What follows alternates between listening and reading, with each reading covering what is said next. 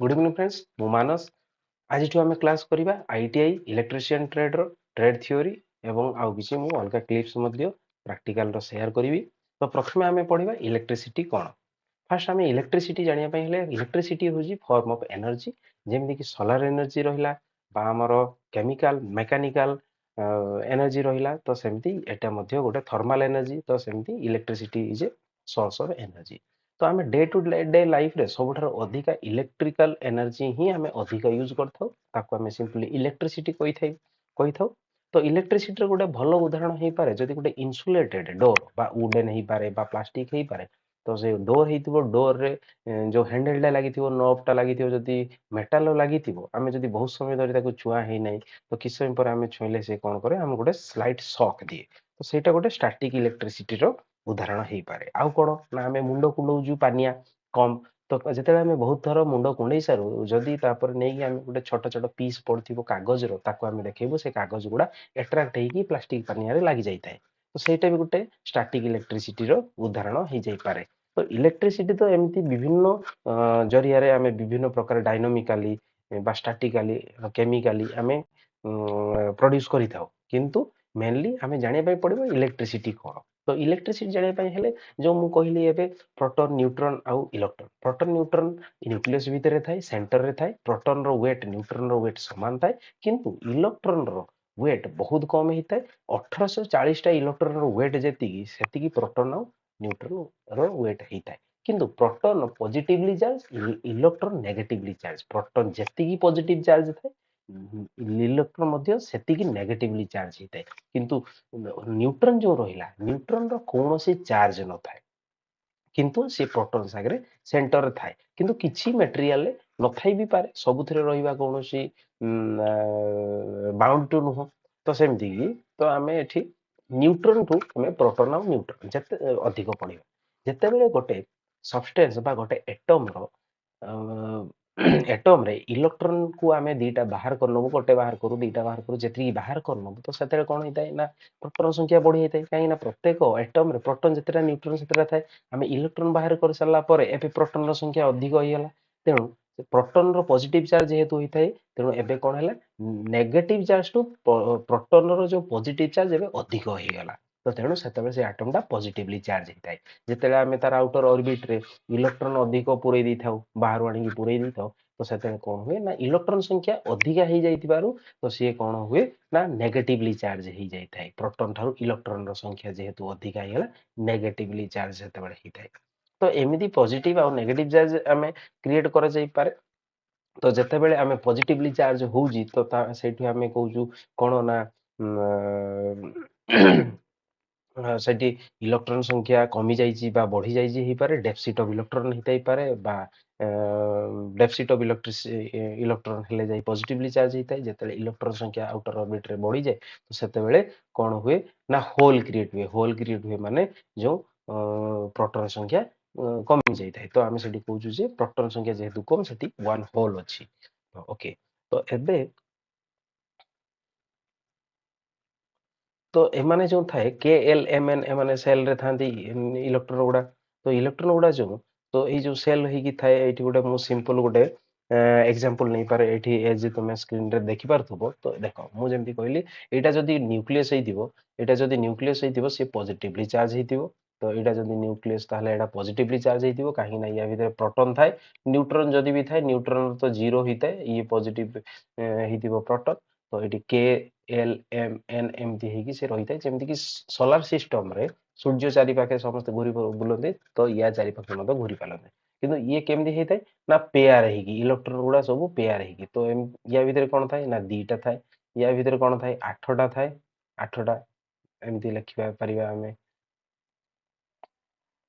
ଏମିତି ହେଇଥାଏ ତ ଯାହା ବି ହଉ ତ ଆମେ ଏଠି କେମିତି ଏଟାକୁ ଆମେ ଏଇ ଯୋଉ 2 8 18 32 आम करूँ जदि आम यहाँ फास्ट सेल यहाँ सेकेंड सेल यहाँ थर्ड और फोर्थ नौ तो आम 2n² फॉर्मूला अनुसार यहाँ बाहर कराई 2n जदि 1 होता है फास्ट सेल होता है ताहले यहाँ हूँ केते ना 2 तो सेकेंड सेलटा जदि हूँ ताहले सेटा हूँ केते ना 8 एटा हूँ 18 32 एमती सॉन होता है जेमती कि 2 into 5 ର ସ୍କୋୟାର 50 ହେଇଥାଏ। ତ ଏଇ ଯୋଉ ରହିଲା କିନ୍ତୁ ଆମର ଯୋଉ ସବୁଠାରୁ ଆଉଟର ଅର୍ବିଟ ରେ ଯୋଉ ଇଲେକ୍ଟ୍ରନ ରହିବ ତାକୁ ଆମେ ଫ୍ରି ଇଲେକ୍ଟ୍ରନ ବା ଭ୍ୟାଲେନ୍ସ ଇଲେକ୍ଟ୍ରନ ମଧ୍ୟ କହିପାରିବା। ତ ଏମାନେ ସାଧାରଣତଃ କେମିକାଲ ବଣ୍ଡିଂ ରେ ଆଉ ଇଲେକ୍ଟ୍ରିସିଟି ଜେନେରେଟ କରିବାରେ ମଧ୍ୟ ଏଇ ମାନେ ଫ୍ରି ଇଲେକ୍ଟ୍ରନ ୟୁଜ ହେଇଥାଏ। ତ ଯଦି ଆଉଟର ଅର୍ବିଟ ରେ ଯେହେତୁ ଟୋଟାଲ ଅକ୍ଟେଟ ରୁଲ ରେ ମାନେ ରହିଥାନ୍ତି ପ୍ରତ୍ୟେକ ଏଟମ ସବୁବେଳେ ଚାହେଁ ଯେ ତାର ଆଉଟର ଅର୍ବିଟ ରେ 8ଟା ଇଲେକ୍ଟ୍ରନ ରଖିବା ପାଇଁ। ନୋବେଲ ଗ୍ୟାସ ଯେତିକି ବି ରହିଲା ହିଲିୟମ ଜେନନ ରେଡନ ଯାହା ଯାହା ବି ଅଛି ନିଅନ ଆର୍ଗନ ତ ଏମାନଙ୍କର ଆଉଟର ଅର୍ବିଟ ରେ 8ଟା ଲେଖା ଥାଏ। ସେମାନେ ସାଧାରଣତଃ ଗ୍ୟାସ ହେଇଥାନ୍ତି। ଆଉ ଯେତିକି ରହିଲା କଣ 1 2 3 କରି ରହିଥାନ୍ତି ଯାହାର ଅର୍ବିଟ ରେ ଆଉଟର ଅର୍ବିଟ ରେ 1 2 ଆଉ 3 ହେଇଥାଏ ସେମାନେ ସାଧାରଣତଃ କଣ୍ଡକ୍ଟର ହେଇଥାନ୍ତି। କଣ୍ଡକ୍ଟର ମାନେ ଇଲେକ୍ଟ୍ରିସିଟିକୁ ଇଜିଲି ସେମାନେ କଣ୍ଡକ୍ଟ କରିପାରନ୍ତି ପରିବହନ କରିପାରନ୍ତି। ତ ଆଉ ଯଦି ରହିଲା ଆମେ 5 6 7 ଯଦି ହେଇଥିବ ତ 5 6 7 ହେଇଥିଲେ ସେମାନେ ଭେରି ଲେସ୍ ଇଲେକ୍ଟ୍ରିସିଟିକୁ ସେମାନେ କଣ୍ଡକ୍ଟ କରନ୍ତି ବା ସେମାନେ ଇନସୁଲେଟର ହେଇଥାନ୍ତି ବେଡ୍ କଣ୍ଡକ୍ଟର ହେଇଥାନ୍ତି। କିନ୍ତୁ ମଝିରେ ଆଉ ଗୋଟେ ରହିଗଲା ଫର୍। ଏଇ ଯୋଉ ଫର୍ ରହିଗଲା ଯାହାର ଆଉଟର ଅର୍ବିଟରେ ଫର୍ ଥାଏ ତ ସେମାନେ କଣ କରନ୍ତି ନା ଚାର କାହାକୁ ଦେଇପାରନ୍ତି ନା ଚାର କାହା ପାଖରୁ ନେଇପାରନ୍ତି। ତ ସେମାନେ କଣ ହେଇଥାଇପାରେ ସେମାନଙ୍କୁ ସେମି କଣ୍ଡକ୍ଟର ସାଧାରଣତଃ କୁହାଯାଏ। ସେମି କଣ୍ଡକ୍ଟର ତ ସେମି କଣ୍ଡକ୍ଟର ହେଇଥାଇପାରେ। ତ ଫାଷ୍ଟ ଆମେ ସେଇଥିପାଇଁ ମନେ ରଖିବୁ ଯାହାର 1 2 ଆଉ 3 ହେଇଥାଏ ସେମାନେ ଗୁଡ କଣ୍ଡକ୍ଟର ହେଇଥାନ୍ତି। 4 ସେମି କଣ୍ଡକ୍ଟର ହେଇଥାଏ। 5 6 7 ଇନସୁଲେଟର ବା ବେଡ୍ କଣ୍ଡକ୍ଟର ହେଇଥାନ୍ତି। ତ ଉଦାହରଣ ଦେଖିବା 1 2 3 ଆମେ କିଏ କଣ୍ଡକ୍ଟର କଣ୍ଡକ୍ଟର ହଉଛନ୍ତି ଯେତିକି ସାଧାରଣତଃ ମେଟାଲ। ମେଟାଲ କିଏ କିଏ ହେଇପାରେ ତ ମେଟାଲ ଭିତରେ ଆମେ ନେଇପାରୁ କଣ ନା କପର ନେଇପାରୁ ଏଠି କପର ଜିଙ୍କ ଏଟା ରହିଲା ଧରାଯାଉ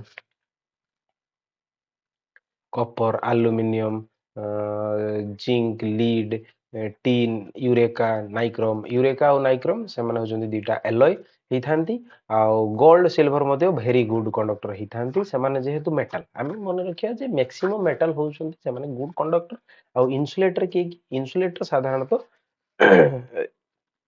नॉन मेटल होती जमीक air glass rubber plastic paper porcelain PVC fibre mica mica गोटे तार गोटे स्पेशल कौन थाए जे सी इलेक्ट्रिसिटी को तो इन्सुलेटर होता है किंतु से हिट रो गोटे गुड कंडक्टर होता है। तेणु आम जी भी हिटिंग एलिमेंट रहा हिटिंग एलिमेंट यूज कर हिटर रे यूज कर आयरन मेसीन रे यूज कर गीजर रे यूज कर माइकार यूज बहुत अधिका होता है।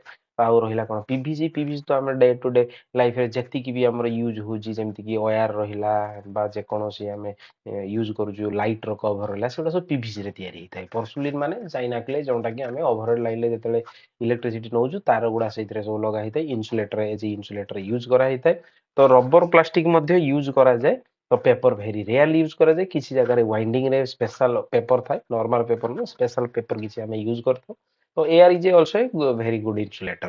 तो जदि ड्राई एयर हेतु आहुरी बढ़िया जदि टिके वेट एयर हेतिबो माने जदि सेथिरे मॉइस्चर किछि थिबो से टिके कम इन्सुलेटिंग प्रॉपर्टी थाई तार सेथिरे। तो सेमीकंडक्टर आमे जानलु तो सेमीकंडक्टर कोठी यूज करिवु सेमीकंडक्टर जहा आउटर ऑर्बिट रे फोर थाई सेमान होजन सेमीकंडक्टर आमे साधारणतः यूज करूछु जेतिकि भी इलेक्ट्रॉनिक चिप हेई पारे डायोड हेई पारे ट्रांजिस्टर हेई पारे आमे आजिकली सब जो माइक्रो प्रोसेसर कंप्यूटर सब सेइथुरु तयारी तो तार होउची कि ना सिलिकॉन सिलिकॉन आउ जर्मानियम सिलिकॉन आउ जर्मानियम यूज ह्यूज वाइड रे आमे ताको यूज करछु। तो आमे एठी देखि पारिबु देखो गोटे मु एग्जांपल दे पारे फास्ट होची कॉपर एटम रो गोटे तार इलेक्ट्रॉन कॉन्फ़िगरेशन मु देखौजी एठी देख कॉपर रो टोटल होची एटॉमिक नंबर 29 माने प्रोटॉन 29 थाए आउ इलेक्ट्रॉन 29 थाए।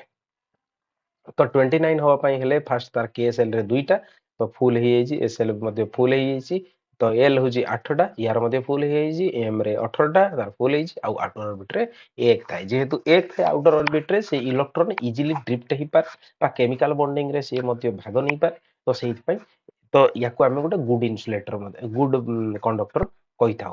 तो सेकेंडली आमे वाइडली दीटा ही यूज करथाउ कॉपर और एल्युमिनियम एल्युमिनियम जोटा देखंतु एल्युमिनियम होची 30 तार प्रोटीन प्रोटॉन होची 13टा थाए आउ ये इलेक्ट्रॉन थाए 13टा पॉजिटिव 13टा नेगेटिव 13टा।